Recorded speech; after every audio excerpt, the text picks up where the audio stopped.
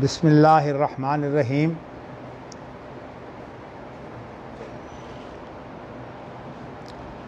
باب من کذب فی حلمہ۔ حدثنا علی بن عبد اللہ حدثنا سفیان عن ایوب عن اکرمۃ عن ابن عباس عن النبی صلی اللہ علیہ وسلم قال من تحلم بحلم لم یرہ کلف ان یعقد بین شعیرتین ولن یفعل ومن استمع الی حدیث قوم وهم له کارہون او یفرون منہ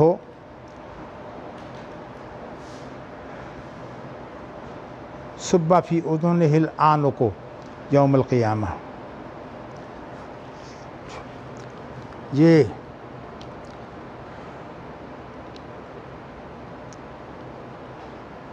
لفظ جو ہے یہ فرون ہی ہے حدیث میں۔ یہ حدیث نکالی ہوئی آپ نے؟ اچھا نہیں نکالی، چلو کوئی نہیں، ٹھیک ہے۔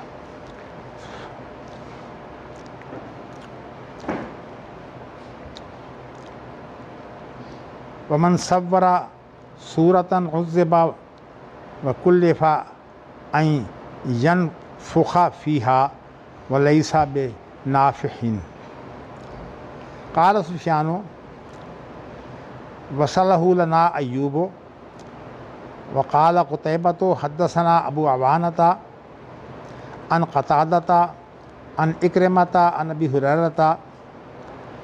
قولہ من کذب فی رؤیاہ۔ وقال شعبۃ عن ابی ہاشم الرمانی سمعت اکرمۃ قال ابو ہریرہ قولہ من صور صورۃ ومن تحلم ومن استمع۔ حدثنا اسحاق حدثنا خالد عن خالد عن اکرمۃ عن ابن عباس قال من استمع ومن تحلم ومن صور نحوہ تابعہ ہشام عن اکرمۃ عن ابن عباس قولہ۔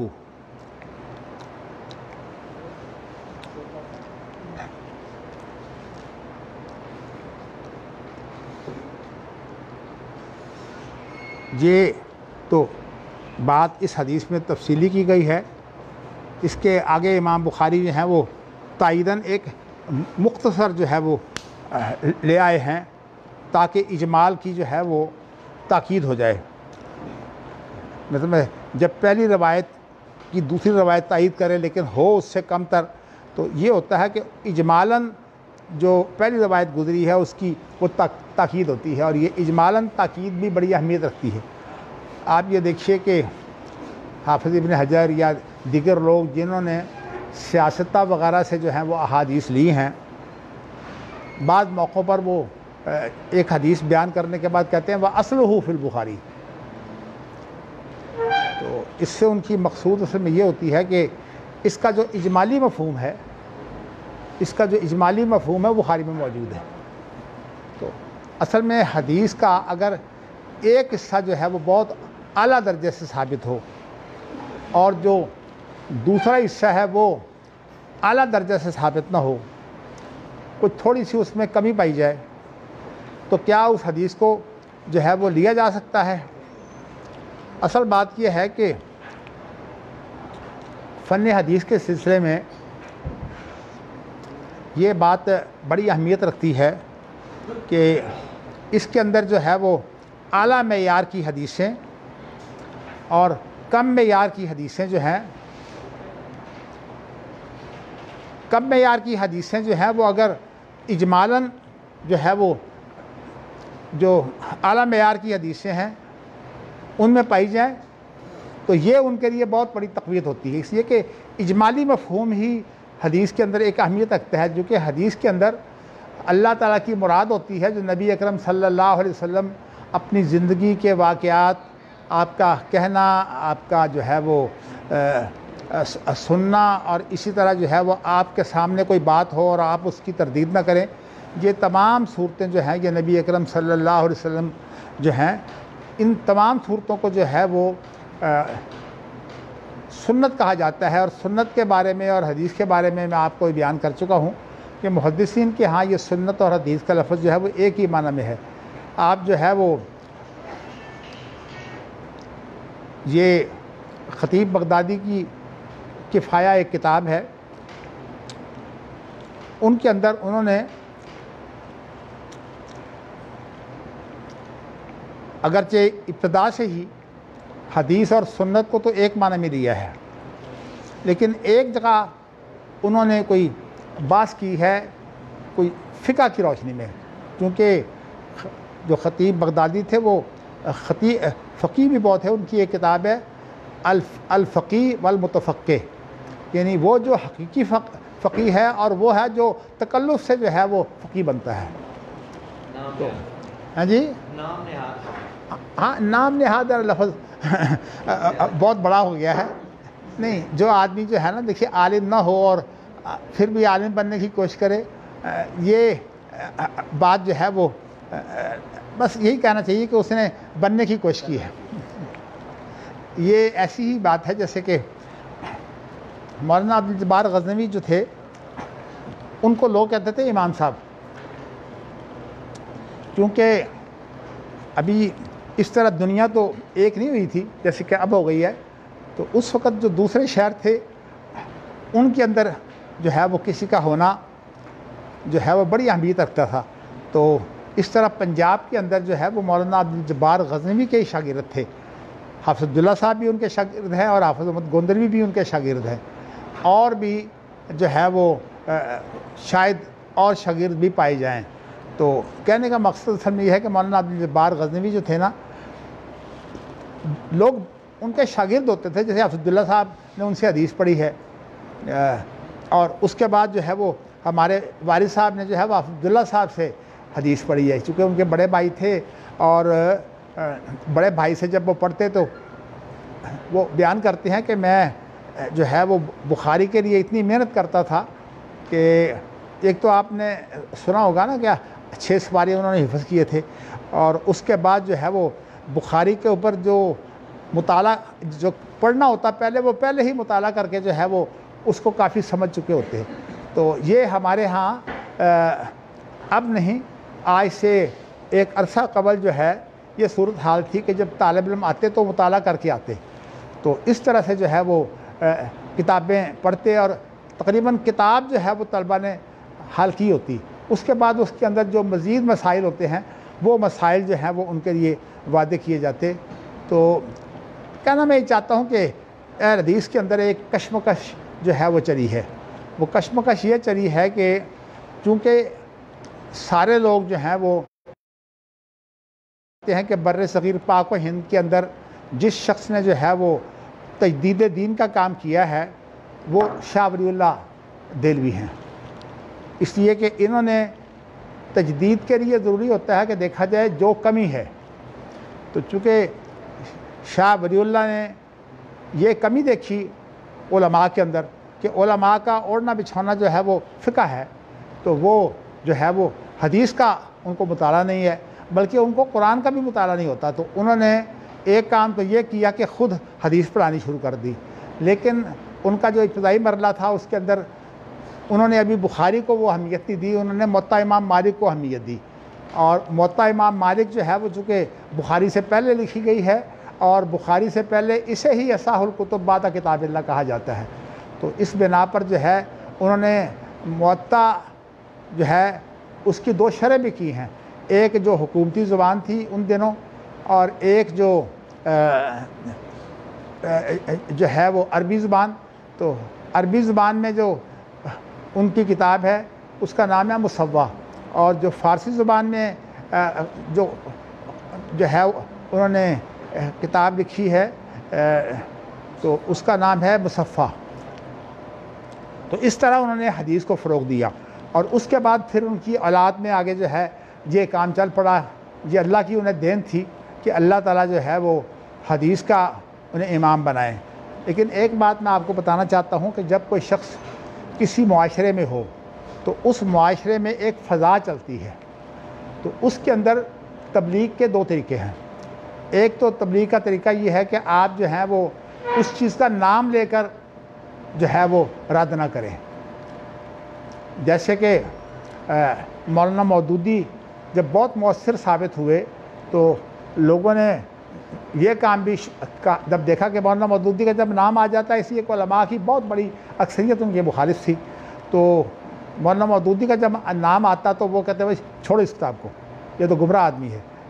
تو ایسا کیا گیا کہ مولانا مودودی کے بعد مضامین کے اوپر مولانا مودودی کا نام نہیں لکھا گیا اور ویسے وہ ہینڈ بل کے طور پر چھاپ دیے گئے. تو لوگوں نے کہا بڑا شاندار مضمون ہے, بڑا شاندار مضمون ہے.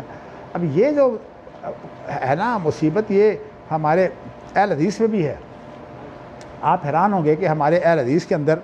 جو ہے مولانا عطاء اللہ حنیف بہت سخت اہل حدیث سمجھے جاتے ہیں, اور انہوں نے جو ہے وہ اہل حدیث کا جو مسلک تھا اس کی ہر طرح سے حفاظت کی کوشش کی ہے. حواشی لکھ کر کتابوں کے اوپر, اسی طرح ان کا بڑا دل کھلا تھا, کتاب بھی دے دیتے. جو لوگ شوقین ہوتے ان کو کتاب بھی دے دیتے, حالانکہ علماء کے اندر کتاب جو ہے واپس کرنے کا رواج کم ہے. تو مولانا عطاء اللہ صاحب حنیف یہ کام بھی کرتے ہیں, اگرچہ ان کو جو جدید مسائل تھے اس کے بارے میں ان کا اپنا مطالعہ نہیں تھا. تو اس سے پہلے کہ یہاں تحریک چلے, پاکستان میں جو نظام مصطفیٰ کی تحریک ہے, اس سے پہلے آزاد کشمیر حکومت کے اندر جو ہے وہ ایک شخص جو ہے معروف ہے جی, اب وہ تو فوت ہو گئے ہوئے اب ہیں, ہاں عبدالقیوم, سردار عبدالقیوم. یہ جو تھے نا انہوں نے شریعت کو نافذ کیا. ویسے تو یہ بریلوی تھے, لیکن سعودی عرب کے ساتھ جو ان کے مراسم تھے نا وہ اچھے ہونے کی بنا پر جو ہے وہ ان کے ساتھ سعودی عرب بہت تعاون کرتا رہا ہے. تو اس لیے ان کی کافی حارس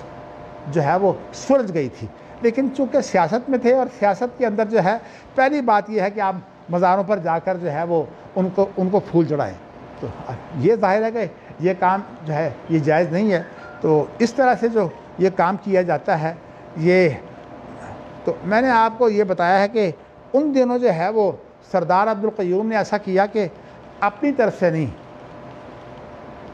اس اہل علم کو کہا کہ آپ جو ہے وہ خاص طور پر جو اس وقت مسئلہ ہے نا دنیا میں, وہ اقتصاد کا مسئلہ ہے. یعنی دنیا کے اندر معاشی مسائل جو ہیں یہ بہت اہمیت رکھتے ہیں. آپ بھی دیکھتے ہیں کہ سیاست جو ہے وہ ساری اس کے پیچھے معاش ہوتی ہے, اور معاش کے نام پر جو ہے سیاست ہو رہی ہے.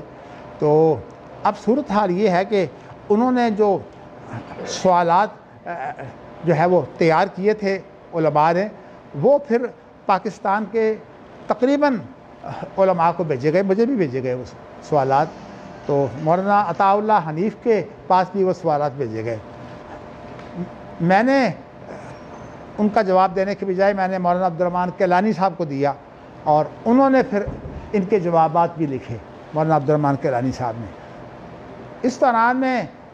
مجھے علم ہوا کہ مولانا عطاء اللہ حنیف نے بھی اس کا جواب لکھا ہے. ان سوالات کا جو 53 سوالات تھے, اس کے اندر مولانا عطاء اللہ حنیف نے زیادہ فائدہ اٹھایا مولانا مودودی سے. تو میں اصل میں یہ کہنا چاہتا ہوں کہ ہمارا اسلام ہمیں تعصب نہیں سکھاتا.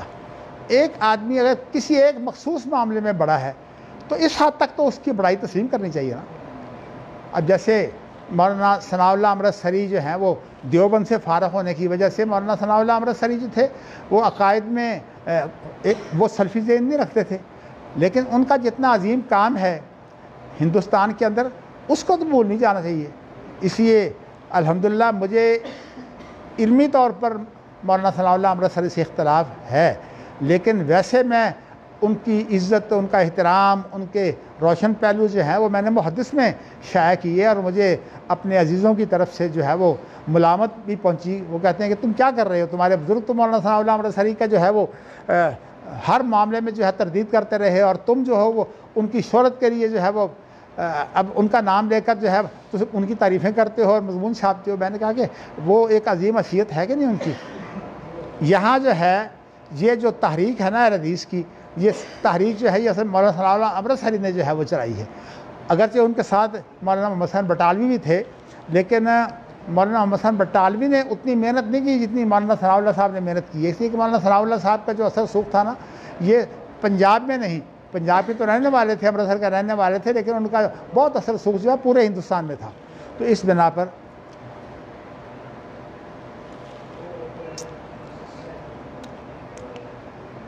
آپ دیکھتے ہیں کہ میں علماء کی دفاع کے لیے امام بخاری سے میں نے یہ بات سیکھی ہے کہ جب عالم کا نام نہ لیا جائے اور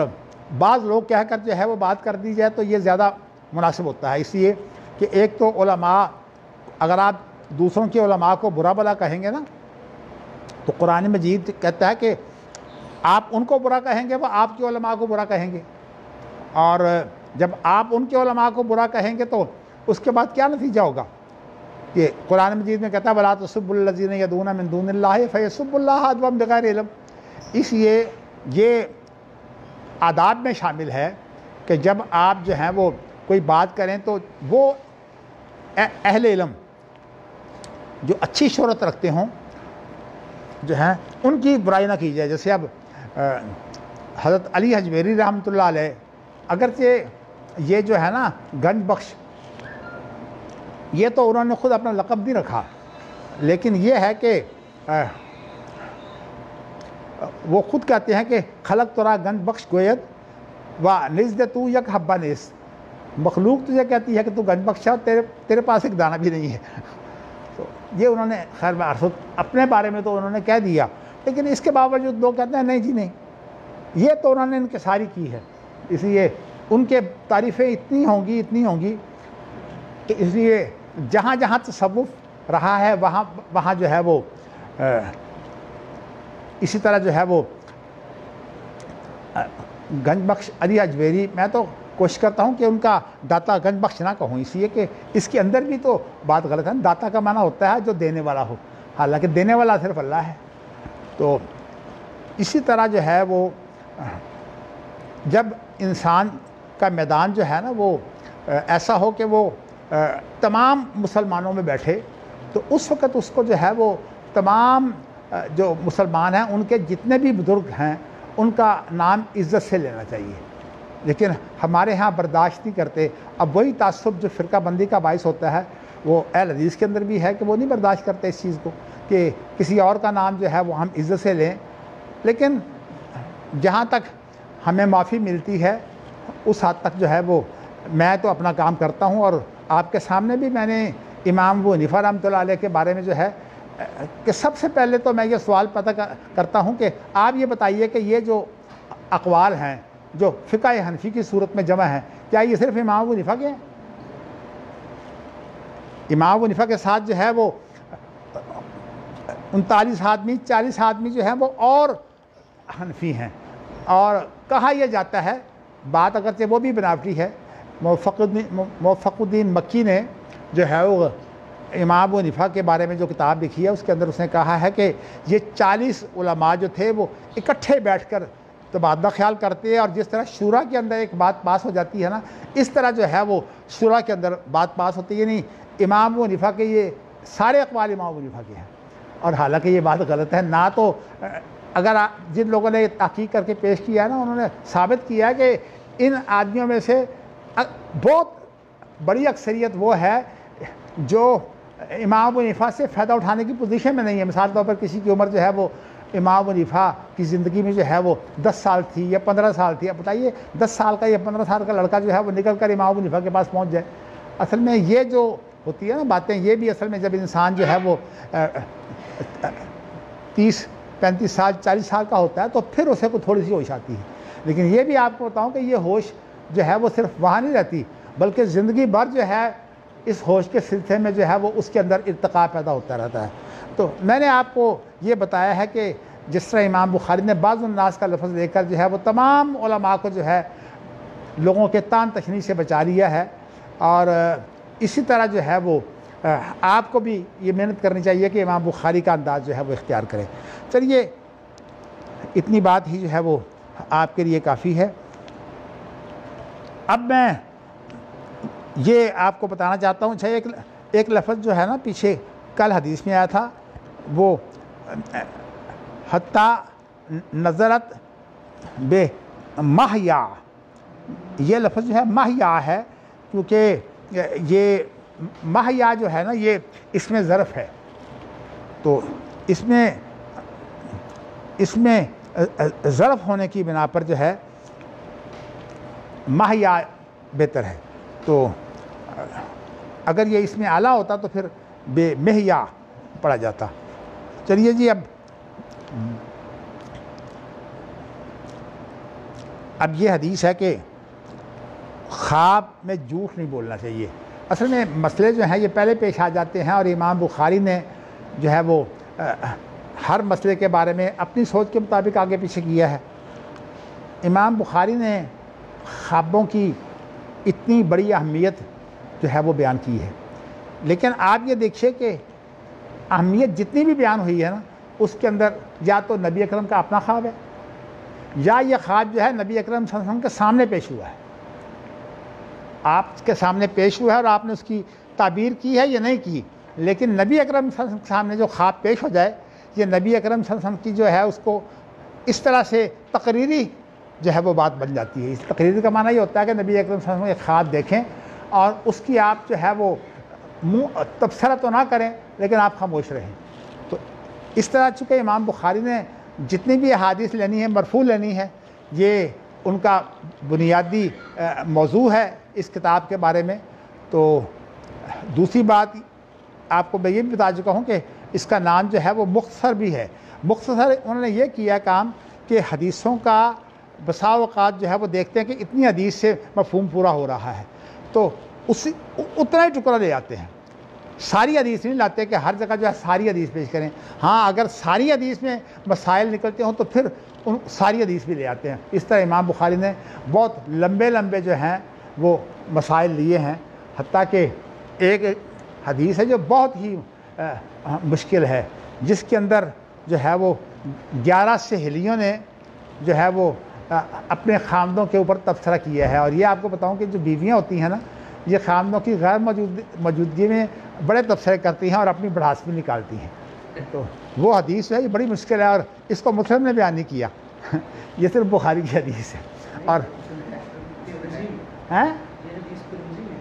ترمذی میں تو ہوگی، بات اصل میں یہ ہے کہ مسلم میں ہے، چلیے پھر، لیکن اگر یہ مسلم میں ہوتی نا تو یہ حدیث جو ہے یہ پھر لولو مرجان میں بھی ہوتی، لولو مرجان میں بھی ہے۔ ہاں چلیے، بات اس کے الفاظ ہی مشکل ہے اور کوئی چیز نہیں ہے۔ اچھا، اب جو ہے وہ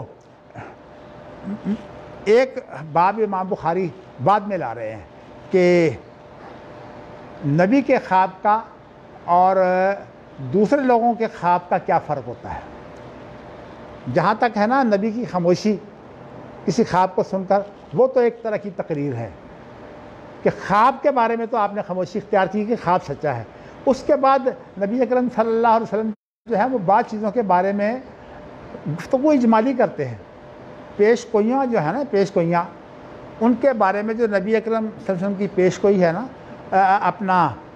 جو باتیں ہیں وہ عام طور پر نبی اکرم صلی اللہ علیہ وسلم نے مختصر کی ہے، اس وجہ سے کہ جو حالات اب نئے آئیں گے نا، ان حالات کا اور جو اس وقت کا جو دور تھا نا، حجاز کے اندر ایک باقاعدہ صحرائی دور تھا، اور لوگ ایسے تھے جیسے کہ صحرائی مزاج ہوں، تو اس وقت جو ہے وہ یہ جو صحرائی مزاج کے لوگ ہوتے ہیں یہ گہرے نہیں ہوتے، اور اسی لیے قرآن مجید نے یہ کہا ہے کہ یہ لوگ جو ہیں جب گمراہ ہوں تو بڑے یہ سخت ہوتے ہیں، الاعراب و شد و کفرا و نفاقا واجدر اللہ یعلم حدودہ، یہ اتنے سخت ہو جاتے ہیں کہ ان کو حدود کا بھی پتہ نہیں لگتا. تو اس لیے نبی اکرم صلی اللہ علیہ وسلم نے جو ہے ان کی بہت اچھی تربیت کی جو ہے وہ صحرائی لوگوں کی بھی، اور پھر کہا کہ ان میں سے جو ایمان لے آئے ان کی تعریف کر دی ہے. تو میں کہنا یہ چاہتا ہوں کہ اسی طرح جتنے بھی خواب اب تک بیان ہوئے ہیں، آپ نے یہ دیکھ لیا کہ نبی اکرم صلی اللہ علیہ وسلم کے خواب ہیں یا آپ کے سامنے بیان ہوئے ہیں. تو اس اعتبار سے یہ خواب سارے، لیکن ان خواب کی جو تعبیر ہے اس کے بارے میں امام بخاری جو ہیں وہ تقریباً اس باب کے، اس کتاب کے آخر میں جو ہے وہ ایک باب لائیں گے. اب میں اس باب کی جو بات ہے وہ یہاں شروع کر دوں تو میرا خیال مناسب نہیں ہے، اسی وقت انشاءاللہ کریں گے. تو میں آپ کو اب ہاں اتنی بات یہاں بتا دوں کہ بعض لوگوں کی رائے یہ ہے کہ جو خوابوں کی تعبیر کا علم ہے، خوابوں کی جو تعبیر کا علم ہے، یہ علم جو ہے اس کو حاصل کرنا چاہیے اور اس کے لیے محنت کرنی چاہیے کہ انسان خوابوں کا ماہر ہو جائے.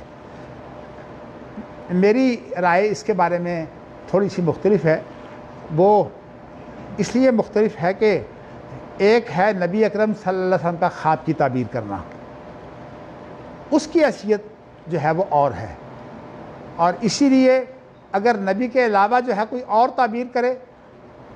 تو وہ تعبیر جو ہے وہ اجتہادی امر ہے. جس طرح اجتہاد سے فقہ جو ہے اس کا پورا اختلاف ہے.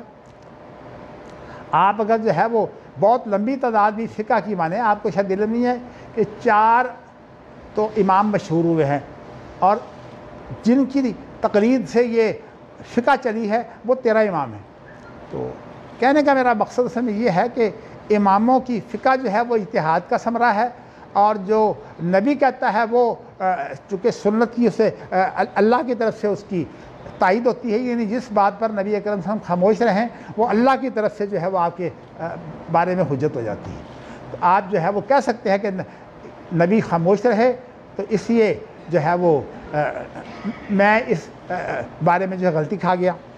تو یہ چیزیں جو ہے اس کے بارے میں بڑی تفصیلی بات ہے کہ نبی اکرم صلی اللہ علیہ وسلم کے زمانہ میں کوئی اگر واقعہ ہو تو کیا اس کے لیے نبی اکرم صلی اللہ علیہ وسلم جو ہے مکلف ہیں، آپ کے سامنے نہ ہوا ہو. بات اس کی تفصیل میں انشاءاللہ پھر ہی پیش کروں گا، اگرچہ میں کر بھی چکا ہوں. اب میں آپ کو یہ بتانا چاہتا ہوں کہ اس حدیث کے اندر جو ہم نے آج پڑھی ہے اس میں یہ ہے کہ خواب کے اندر جھوٹ نہیں بولنا چاہیے، اس لیے کہ نبی اکرم صلی اللہ علیہ وسلم نے یہ ٹھیک ہے خواب کی تعبیر اشاراتی مسئلہ ہے، اس میں اجتہاد کا بھی وہ دخل نہیں ہے. یعنی جو اجتہاد جو ہوتا ہے نا وہ تو ایک طریقہ کار کے مطابق اجتہاد ہوتا ہے، اور اجتہاد جب ایک طریقہ کار کے مطابق ہوتا ہے تو اس کے اندر جب طریقہ کار درست ہو تو آپ کو جو ہے وہ ایک اجر مل جائے گا، اگر اجتہاد آپ کا غلط بھی ہو لیکن آپ کا طریقہ کار درست ہو تو. لیکن اگر طریقہ کار ہی غلط ہو جائے تو میں یہ سمجھتا ہوں کہ یہ زیادتی ہے. مثلا ابن حزم کا ہمارے ہاں مطالعہ تو بڑا ہوتا ہے لیکن تقلید کی حد تک، اس کے جو مسائل ہیں اور اس کے جو اصول ہیں، اصول فقہ کے، یہ فقہ کے، وہ جو ہیں وہ اہل حدیث بھی نہیں پڑھتے. دوسرے لوگ تو خیر ابن حزم کو برا سمجھتے ہیں نا تقلید کی مخالفت کی وجہ سے، لیکن اہل حدیث جو تقلید نہیں کرتے وہ بھی نہیں پڑھتے. میں ایک اصول جو ہے وہ آپ کے سامنے پیش کرتا ہوں. میں نے الحمدللہ ابن حزم کا مطالعہ کیا ہے کافی حد تک، یہ تو نہیں میں کہتا کہ بہت مطالعہ کیا ہے لیکن کافی حد تک جو ہے اس میں. مثلا ابن حزم یہ کہتا ہے کہ ہر آدمی کا کام یہ ہے کہ وہ لوگوں سے جو ہے وہ یہ پوچھے کہ بھئی یعنی کوئی آدمی جب کسی کے پاس سوال کرے تو یہ سوال قطعاً نہ کرے تیرا فتویٰ کیا ہے، اس وقت سوال یہ کرے کہ مجھے قرآن بتاؤ اور مجھے حدیث بتاؤ. تو اس نے یہ بات اس لیے کہی ہے کہ ہمارے لیے 2 ہی چیزیں حجت ہیں، اگرچہ اس حد تک بات اس کی درست ہے لیکن آگے اس کی تشریح میں ذرا اس میں جانا چاہتا ہوں. وہ کہتے ہیں کہ یہ جو اجتہاد ہے نا، اجتہاد کی بات میں ابن حزم یہ کہتے ہیں کہ اجتہاد 2 طرح کا ہوتا ہے، ایک تو صحیح اجتہاد اور ایک ہوتا ہے غلط اجتہاد. اور چونکہ حدیث میں آتا ہے کہ صحیح اجتہاد ہو تو 2 اجر ہے اور اگر غلط اجتہاد ہو تو 1 اجر ہے. اس کے اندر انہوں نے خود طریقہ کار کیا استعمال کیا، کہتے ہیں اصل میں یہ جو ہے نا صحیح اجتہاد یہ اس وقت ہوتا ہے جب آپ کو جو ہے قرآن اور حدیث مل جائیں، اور جب آپ کو قرآن اور حدیث نہ ملیں اور آپ تلاش کریں، یہ وہ حالت ہے جس کو آپ کہیں گے غلط اجتہاد۔ حالانکہ نہ ملنا جو ہے وہ غلط اجتہاد نہیں ہے، لیکن ابن حزم نے جو ہے وہ نہ ملنے کو بھی جو ہے وہ غلط اجتہاد کہہ دیا، اور یہ جو اصول ہے یہ معتزلہ کا ہے، یعنی معتزلہ کے نزدیک حق پانا واجب ہے، اہل سنت کے نزدیک حق پانا واجب نہیں ہے، حق کے لیے محنت کرنی واجب ہے۔ تو فاتقوا اللہ ما استطعتم کا معنی یہ ہے کہ جتنی تمہاری طاقت ہے تم اس کے، اسی لیے جج ہو یا مفتی ہو وہ اگر حق نہیں پاتا وہ کہتا کہ اس کے معنی یہ ہے کہ اسے جو ہے وہ قرآن یا حدیث نہیں ملا، حالانکہ یہ بات نہیں ہے۔ ایک آدمی جو بالکل ہی چھوٹے درجے کا ہو، مطلب عام لوگ بہت بڑی تعداد ہے جو پڑھی لکھی نہیں ہے، اب اس کو آپ جو حدیثیں بتا دیں اور اس کو آپ جو ہے وہ قرآن کی آیتیں بتا دیں، وہ کیا کرے گا بیچارہ؟ اصل بات جو ہے وہ، اس لیے میں صرف اتنی بات کرتا ہوں کہ یہ فقہ جو منسوب ہے نا اماموں کی طرف، یہ اصل میں ان کی فقہ نہیں ہے۔ تو اللہ تعالیٰ جو ہے مجھے توفیق دے کم از کم کہ میں جس بات کا ارادہ رکھتا ہوں نا کہ اصول شریعت، تاکہ شریعت کا نفاذ ہو، فقہ کا نفاذ جو ہے یہ کہیں نہیں ہوتا، فقہ اپنے معنی میں نافذ العمل ہوتی ہی نہیں، فقہ حقیقت میں جو ہے وہ ہمارا اجتہاد ہوتا ہے، اور اس وقت ہوتا ہے جب قرآن و حدیث جو ہے اس کے بارے میں واضح نہ ہو، تو ہم باریکی میں جا کر جو ہے وہ قرآن، جو امام شافعی بہت باریکی میں جاتے ہیں اور خود فقیہ بھی ہیں، امام بخاری خود فقیہ بھی ہیں، بہت باریکی میں جاتے ہیں، لیکن باریکی میں جانے کے باوجود جو ہے اس میں یہ نہیں کرتے کہ فقہ کو اتھارٹی قرار دیں، ہاں فقہ سے اپنی تائید حاصل کرتے ہیں، جیسے کہ ترجمۃ الباب کے اندر ایک جب باب آیا ہے تو اس کے بعد پہلو کھولنے کے لیے یا جو ہے وہ ان سے اپنی تائید لینے کے لیے جو ہے وہ ان کے اقوال ذکر کرتے ہیں، صحابہ کے، تابعین کے، تبع تابعین کے۔ تو اس لیے یہ بات جو ہے یہ شاید افراط اور تفرید کا شکار ہے کہ ہم نے تو جو ہے وہ قرآن حدیث کے علاوہ کوئی چیز دیکھنی نہیں۔ آپ جو ہے وہ کم از کم دیکھ لیں، اس لیے کہ اس کی حیثیت وہ ہے جو فیصلوں کے جو فیصلے ہوتے ہیں پہلے علماء کے، ان کی حیثیت نظیر کی ہوتی ہے، اور نظیر کی اہمیت ہوتی ہے۔ اگرچہ شریعت کے اندر تو یہ بات نہیں ہے جیسے ہمارے ہائی کورٹ اور سپریم کورٹ کے فیصلے جو ہیں وہ نظیر بنتے ہیں، تو لیکن اتنی بات جو ہے وہ ضرور ہے کہ ہمارے ہاں جو ہے وہ فقہاء کے جو فتوے ہیں ان کو دیکھا جاتا ہے، اور فقہاء کے فتوے، اور اس کے بارے میں یہ بات بھی اہمیت رکھتی ہے کہ جو ہمارے قریب ترین لوگ ہیں نا، جن کا معاملہ ہمارے جیسے حالات سے ہے، ان کے فتوے جو ہیں وہ زیادہ مناسب ہوتے ہیں۔ جیسے میں آپ کو مثال دے چکا ہوں کہ مولانا اشرف علی تھانوی جو ہیں، انہوں نے کہا ہے کہ جمہوریت کے اندر عورت سربراہ مملکت بن سکتی ہے۔ غلطی کیا لگی ہے؟ غلطی یہ لگی ہے کہ انہیں جمہوریت جو ہے اس کا تجربہ نہیں ہے، تو اس لیے جو ہے وہ انہوں نے کہا کہ جب یہ نظام جمہوری ہو، اور ساتھ ہی ایک بات اور غلطی بھی ہو گئی کہ جتنے جمہوری نظام ہیں اس وقت ہمارے جو علماء ہیں نا، حنفی علماء دیوبندی ہوں یا بریلوی، ان کا ایک ہی کام ہے کہ وہ تمام کے تمام جو ہیں ان کو جو ہے وہ اتنی بڑی اہمیت دیتے ہیں کہ ان کو بھی قرآن حدیث جیسا سمجھ کے جو ہے وہ مدار بنا لیتے ہیں۔ اب دیکھیے نا، تقی عثمانی صاحب ہیں، چونکہ میں ان کا ذکر کر چکا ہوں اس لیے میں نام دے دیتا ہوں۔ تقی عثمانی صاحب نے جتنے یہ سودی کاروبار ہیں نا بینکوں کے، اس کے اندر جو ہے وہ ان کو ایک موقع ملا ہے اپنے شاگردوں کو نوازنے کا،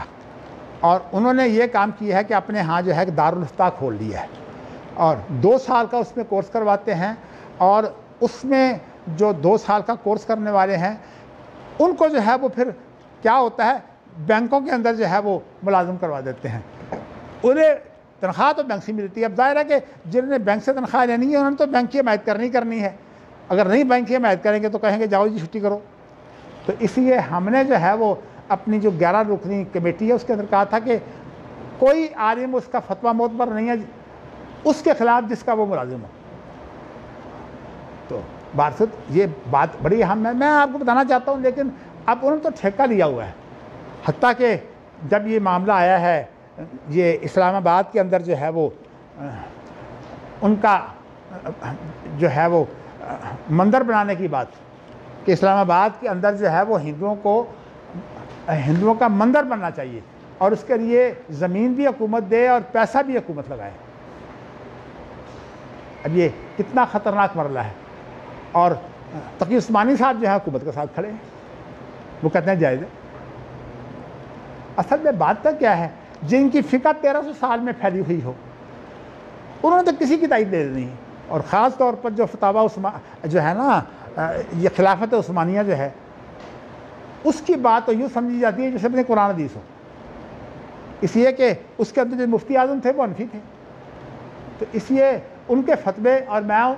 مجلہ احکام عدلیہ کی آپ کو مثال دے کے سمجھا چکا ہوں کہ حال کیا ہے. اصل میں بات یہ ہے کہ اگر فقہ کو ہم قانون قرار دیں تو سب سے پہلے فقہ کی تحقیق ہونی چاہیے یہ اس کا قول بھی ہے کہ نہیں. آپ دیکھیے کہ امام بخاری جو ہیں جب اللہ کے رسول کی طرف کو بات نسبت کرتے ہیں ذرا سی بھی کہ گمان یہ ہے, راوی کہتا ہے گمان یہ ہے کہ نبی اکرم صلی اللہ علیہ وسلم نے یہ فرمایا ہے. آپ نے کل ہی پڑھا تھا کہ وہ راوی جو ہے وہ اپنے گمان کی بات کرتا ہے کہ موسیٰ اشعری نے جو بات بیان کی ہے وہ اللہ کے رسول سے بیان کی ہے, میرا گمان یہ ہے. تو کہنے کا مقصد یہ ہے کہ جب حدیث کے بارے میں تو اتنی احتیاط ہے اور فقہ کے اندر احتیاطی کوئی نہیں ہے, جہاں سے چاہیں آپ فقہ لے لیں. اور آپ کو پتہ ہے کہ جو ایسے زمانے آئے ہیں جہاں جبر ہوا ہے, اتنا جبر, تو وہاں جو ہے وہ فقہ کی تائید کرنی. اور یہی وجہ ہے کہ حکومت کو ایسے لوگ جو ہے بڑے پسند آتے ہیں اور حکومت جو ہے وہ ان لوگوں کو اپنے ساتھ رکھتی ہے. اور اب حکومت کی تائید کی وجہ سے انہوں نے اپنا لقب رکھ دیا شیخ الاسلام. شیخ الاسلام تو وہ ہوتا ہے جسے قرآن حدیث کی مہارت, اور مجھے پتہ ہے کہ وہ قرآن حدیث میں تو ہمیشہ کمزور ہوتے ہیں. بلکہ میں آپ کو ان کی ایک مثال بتا دیتا ہوں. آپ کو علم ہے کہ مولانا مودودی جب ابتدا میں اٹھے ہیں تو ان کی تحریر بڑی مؤثر ہوا کرتی تھی. تو مولانا مودودی نے جب کتاب لکھی ہے خلافت و ملوکیت,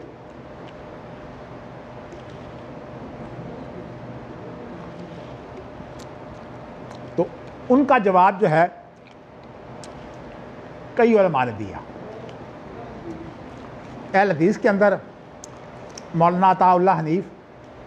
لیکن وہ کتاب جو ہے وہ اصل جو ہے وہ حافظ صلاح الدین یوسف صاحب کی ہے, انہوں نے اس کا جواب دیا. تو مطلب یہ کہ مولانا عطاء اللہ حنیف صاحب سے بہت انہوں نے استفادہ کیا ہے اس کتاب میں.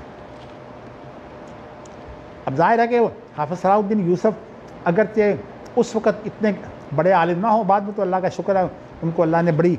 وسعت دے دی تھی. انہوں نے جو ہے وہ جب جواب دیا تو بعض لوگوں کا تبصرہ یہ تھا کہ حافظ صلاح الدین یوسف نے جو ہے وہ ہمارے لیے مشکل بنا دیا ہے طریقہ دفاع, اس لیے کہ تنقید کرتے ہوئے علی پر تنقید کر رہے ہیں. خیر یہ کسی کا تبصرہ ہے. میں اب آپ کو بتانا چاہتا ہوں کہ ان کے بارے میں جو ہے حافظ صلاح الدین یوسف نے کتاب لکھی ہے, اور ایک کتاب جو ہے وہ تقی عثمانی صاحب نے لکھی. اور تقی عثمانی صاحب کے باپ حیات تھے, اور الحمدللہ حیات جب ہو تو انسان بہت سا استفادہ کرتا ہے. تو تقی عثمانی صاحب نے جو ہے مولانا مودودی پر تنقید, میں آپ کو بتاتا ہوں یہ کتنی غیر علمی بات ہے. ایک عالم کے منہ سے غیر علمی بات نکل جائے تو بڑی تکلیف دیتی ہے. انہوں نے مولانا مودودی نے زیادہ اصل میں سندوں پر جرا کر کے نا جتنے واقعات جو تھے نا, کوئی حمایت میں جاتے تھے, سندوں پر جرا کی ہے, یا ایسی سندیں ان کو ایسی حدیثیں جو ضعیف ہیں بہت زیادہ, ان کو بھی اپنی حمایت میں دے دی ہے. کیونکہ جیسے میں نے آپ کو بتایا کہ ذہنی طور پر مولانا مودودی جو تھے وہ فن حدیث کے قائل نہیں تھے,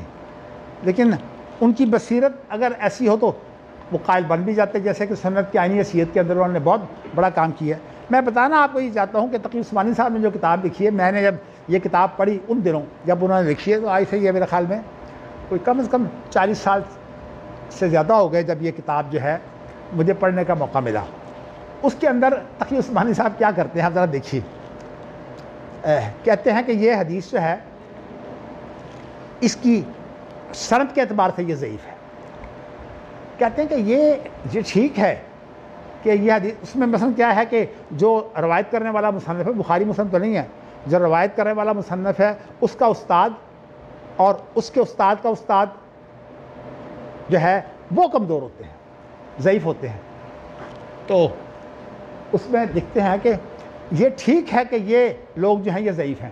لیکن اس سے پہلے جو ہے وہ تو امام ہے۔ حضرت صاحب ذرا ان کو کافی بڑی اہم بات ہے، اس سے پہلے جو ہے وہ تو امام ہے، یعنی اس سند میں سارے امام ہیں، آخر کے 2 آدمی جو ہیں وہ ضعیف ہیں۔ اس کا مطلب ہے کہ اس حدیث کا کوئی قوت ہے، 3 اماموں کی سند ہے۔ حالانکہ یہ نہیں ہوتا کہ مصنف جو ہے وہ سند اپنے پاس سے بنائے اور اس میں امام لگائے۔ اصل بات یہ ہوتی ہے کہ آپ کو میں اس کی مثال دیتا ہوں۔ آپ ایک موٹا رسہ لے لیں،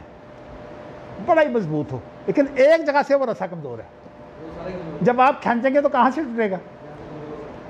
یہی حال سند کا ہوتا ہے۔ اصل میں چونکہ حدیث کا ذوق نہیں ہے نا، حدیث پڑھی نہیں ہوتی، تو اس وجہ سے جو ہے یہ ابھی تقی عثمانی صاحب کی کتاب مل جائے گی، میرے خیال میں اب بھی وہ چیز باقی ہوگی۔ تو بتانا میں یہ چاہتا ہوں کہ تقی عثمانی صاحب باسط محنت انہوں نے بہت کی ہے، حتیٰ کہ اپنے والد کے ساتھ بھی ان کا بڑا لمبا وقت گزرا ہے، اور یہ اللہ تعالیٰ کا ایک مہربانی ہے اس خاندان پر کہ اس کے اندر جو ہے وہ مفتی عمر شفیع صاحب ایک تو ذرا تھے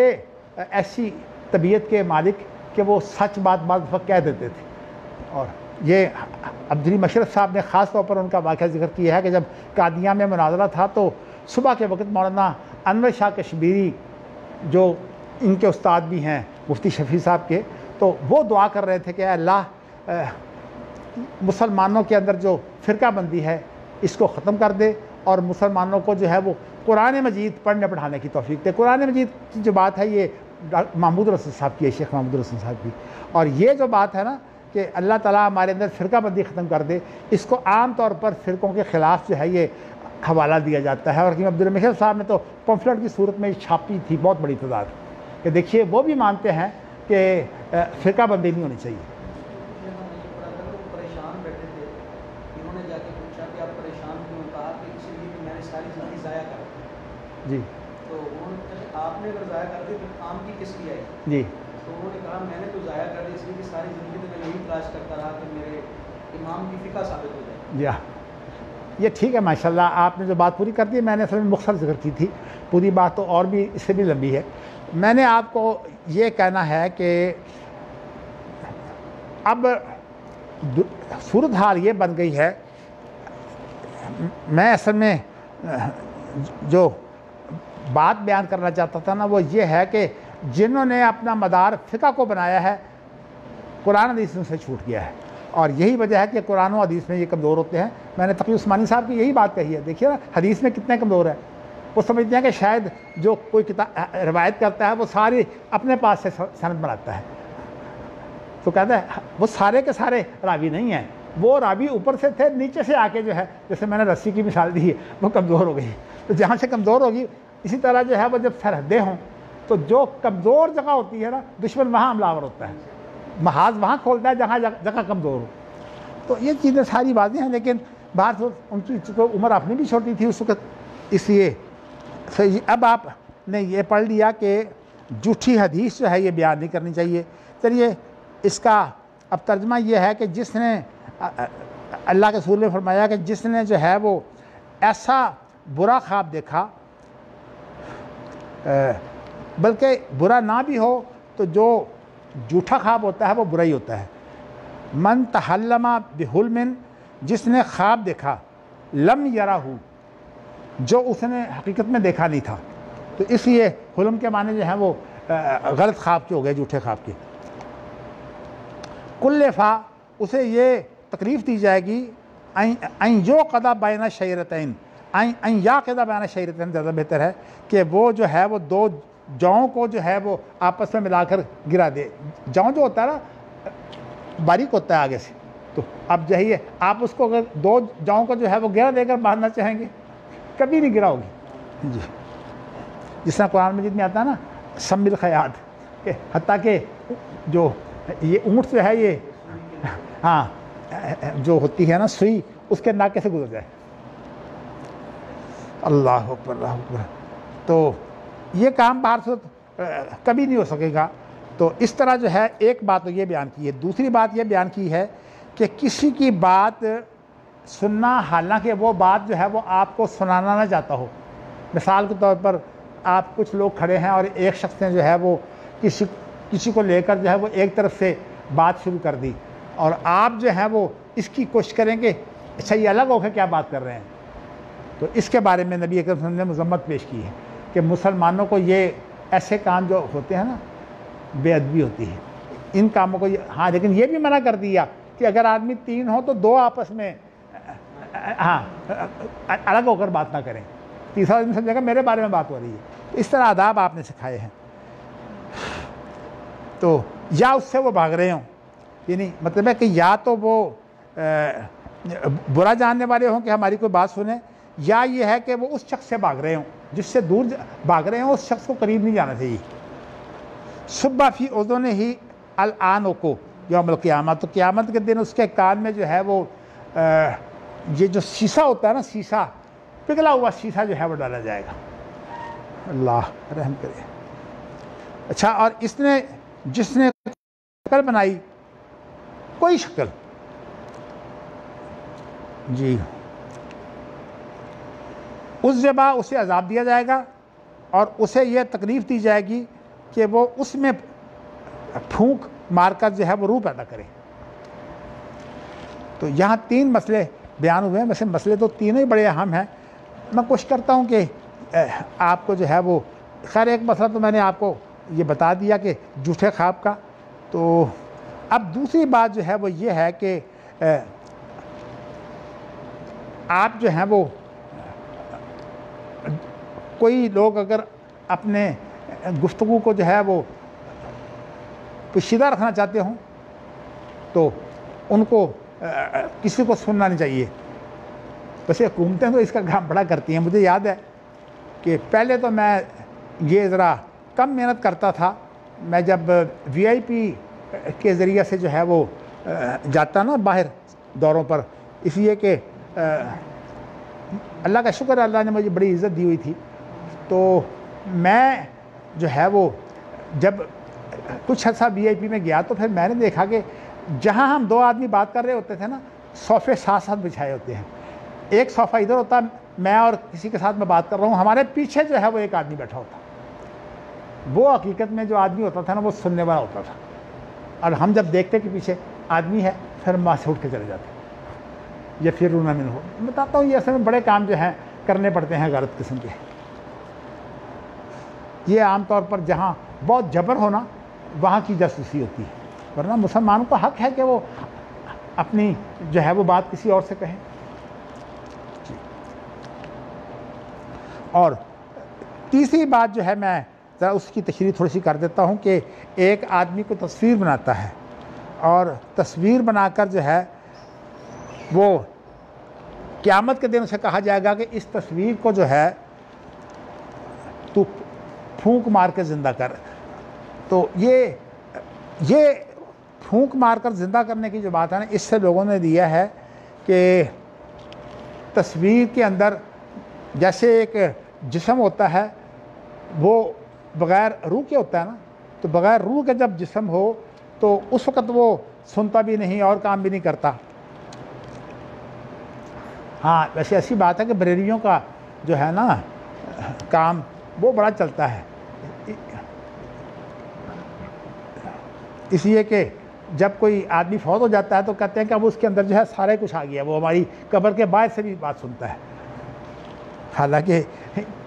میں کہتا ہوں کہ اس کی زندگی میں دیکھو ایک دیوار 9 انچ ہو، اس کے پیچھے وہ بات نہیں سنتا، اور جو قبر ہوتی ہے جہاں اس کو دفن کیا ہے وہاں سے میرے خیال میں کو 2-3 گز اوپر جا کے جو ہے وہ قبر بنتی، اتنی گہری کھود کے جو ہے وہ دفن کرتے ہیں۔ اچھا جی، اب میں آپ کو جو ہے وہ یہ تصویر کے بارے میں، اس لیے کہ میرا جو ہے وہ اس کے بارے میں پہلے تحقیق تھی کچھ اور اس کے بعد پھر وہ تحقیق جو ہے اس میں کچھ تبدیلی آئی،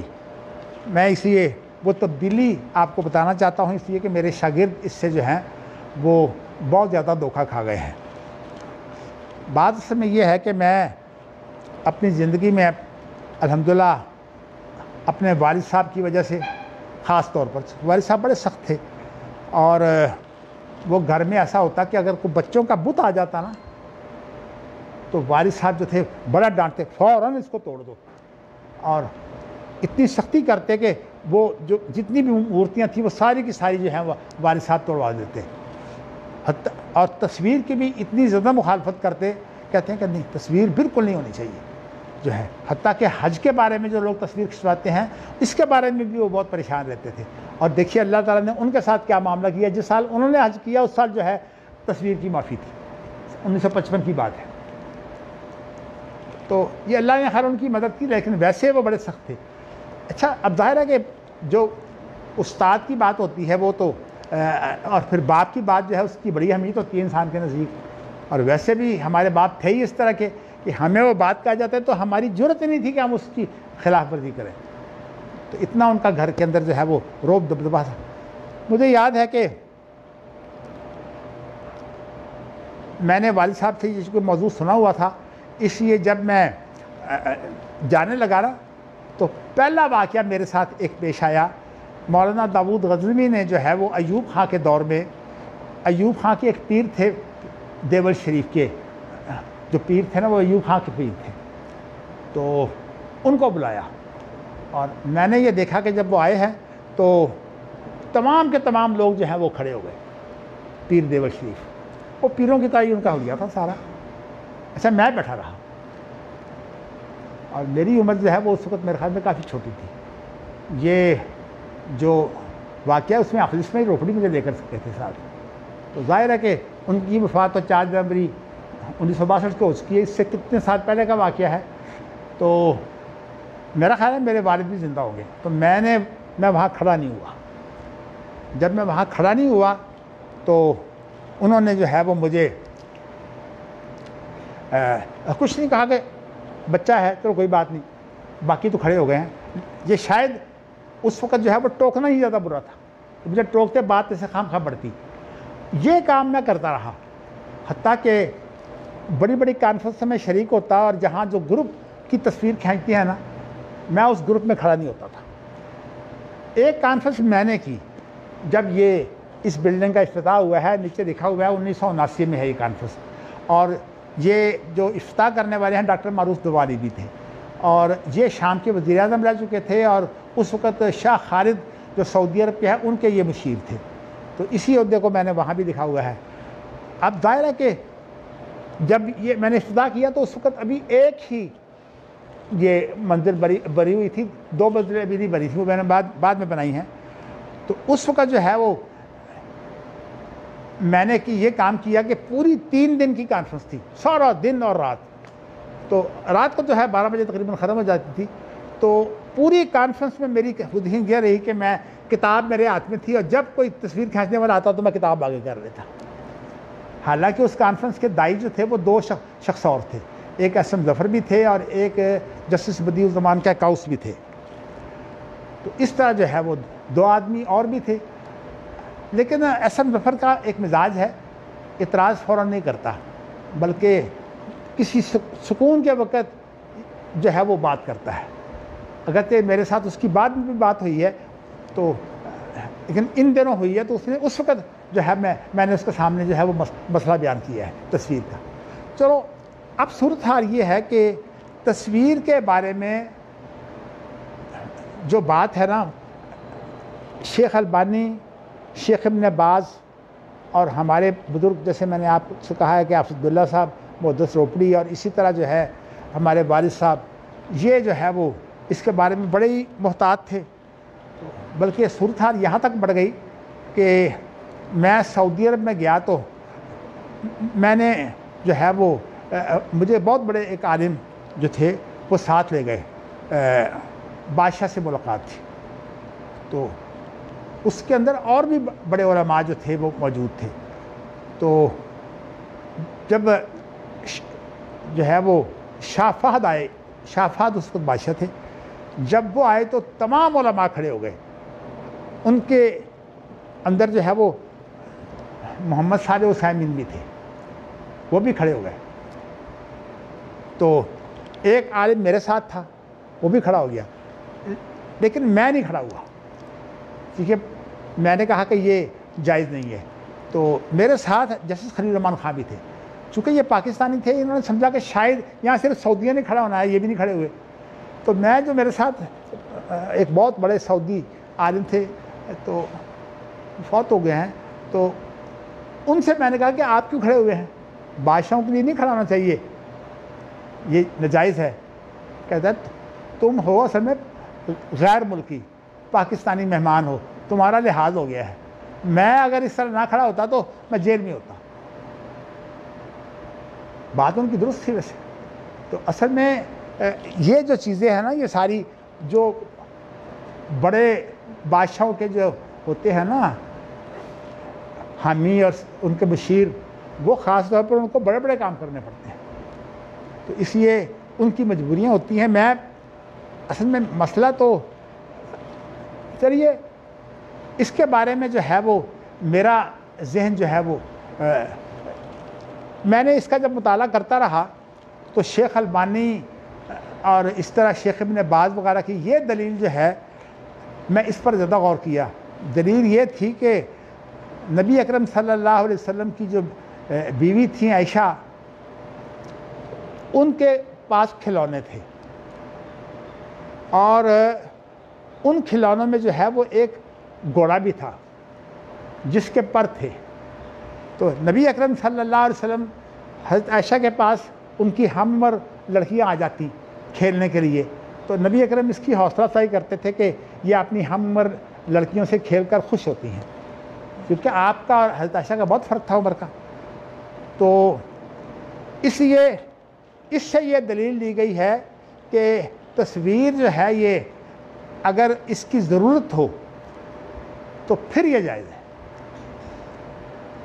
تو اس سے جو ہے یہ آگے مسئلہ یہ لے لیا گیا ہے کہ پاسپورٹ پر بھی تصویر لگائی جا سکتی ہے، شناختی کارڈ پر بھی لگائی جا سکتی ہے. یہ مسئلہ جو ہے یہ لیا گیا ہے، اور یہ مسئلہ جو ہے یہ شیخ ابن باز نے بھی لیا ہے. اور اس کے ساتھ ساتھ جو ہے وہ شیخ البانی صاحب کے بارے میں تو مجھے پتہ نہیں، لیکن شیخ ابن باز نے اس کو جو ہے وہ لیا ہے. ویسے لوگ تو اتار ہی لیتے ہیں، شیخ البانی صاحب کی تصویریں بھی اتاری ہوئی ہیں لوگوں نے. تو لیکن میں آپ کو بتانا چاہتا ہوں کہ میں تو اس کے بارے میں جب تک میں نے یہ غور نہیں کیا کہ یہ جو جائز ہوا ہے اس کی وجہ کیا ہے. وہ کہتے ہیں کہ لڑکیوں کی ضرورت ہے سینے پر انہوں کی، اور اس کے ساتھ ایک اور دلیل دی جاتی ہے. وہ یہ دی جاتی ہے کہ جو مائیں تھیں نا وہ بچوں کو اپنے ساتھ لاتی تو انہیں جو ہے وہ پرندہ بنا دیتی روئی کا. وہ پرندے اس لیے بنا کر دیتی تھی کہ وہ اس سے کھیلتے رہتے اور ان کی نماز جو ہے وہ اس کے اندر خلل نہ ہوتا. آج بھی بیچاری مائیں ایسے ہی کرتی ہیں. ہمارے تو ماشاء اللہ اب رواج ہو گیا نا کہ مرد بھی اپنے بچوں کو لے جاتے ہیں، حالانکہ یہ ماؤں کے لیے ہے، مردوں کو ایسا نہیں کرنا چاہیے. میں اس کا حامی نہیں ہوں، لیکن خیر حرام تو میں نہیں کہتا. اس لیے کہ نبی اکرم صلی اللہ علیہ وسلم جو ہے وہ ان کے پاس حسن حسین آتے تھے. تو اس لیے مسئلہ جو اتنا سخت ہے کہ میں آپ کو بتانا چاہتا ہوں کہ یہ صورتحال جو ہے وہ میرے ساتھ رہی. بلکہ مجھے یاد ہے کہ اردن کا جو تھا نا وزیر اوقاف، اسلام آباد کے اندر بہت بڑی کانفرنس 3 روزہ، تو اس کے اندر میں بھی شریک تھا. تو جب تصویر کھینچنے لگے تو مجھے وہ میں نکل گیا اپنا جب وہ ہوتی ہے نا ایک آخری تصویر کھینچتے ہیں جس کے اندر پوری کی پوری ٹیم کی تصویر آ جاتی ہے، تو میں اس سے نکل گیا ٹیم سے. تو اب مجھے کہتے ہیں کیا بات ہے بھائی؟ میں نے کہا یہ حرام ہے، میں نے یہ حرام کام نہیں کر رہا. تو مجھے کہتے ہیں اچھا یہ حرام ہے، لو میں اسے جائز سمجھ کر اترواتا ہوں. تو میرے ساتھ ایسے بڑے واقعات بنتے رہے ہیں. تو میں نے الحمدللہ اس مسئلے میں سختی کی. ہاں جی، اخبار کے بارے میں بھی حافظ اللہ صاحب کی رائے یہی ہے کہ جن تصویروں کا احترام نہ ہو، پاؤں کے اندر آتی رہیں، وہ تصویریں جو ہے کوئی عرض نہیں ہے. تو اس لیے میری رائے اس وقت بھی یہی تھی کہ جو تصویریں جو ہے گری پڑی ہوتی ہیں نا ان کے لیے جائز ہے، لیکن یہ نہیں آ سکتا کہ آپ تصویروں کو جو ہے وہ شان سے جو ہے وہ کھینچ کر یہاں لگا دیں، کیونکہ جس گھر میں تصویر ہوتی ہے اس گھر میں فرشتہ نہیں آتا. وہ حدیث جو ہے وہ صحیح ہے، وہ تو ختم نہیں ہوئی. اس گھر میں فرشتہ نہیں آتا، اس لیے گھروں کے اندر تصویریں لٹکانی یا گھروں کے اندر جو ہے وہ تصویریں جو ہے وہ بنا کر سجانی، یہ سب جو ہے وہ ناجائز ہے. لیکن میں نے جو ہے وہ اصل میں آج مسئلہ تھوڑا سا گہرا سا ہے، تو میں یہ چاہتا ہوں کہ انشاءاللہ کل بیان کروں گا اس مسئلے کو. ابھی یہاں تک جو ہے وہ یاد رکھے گا.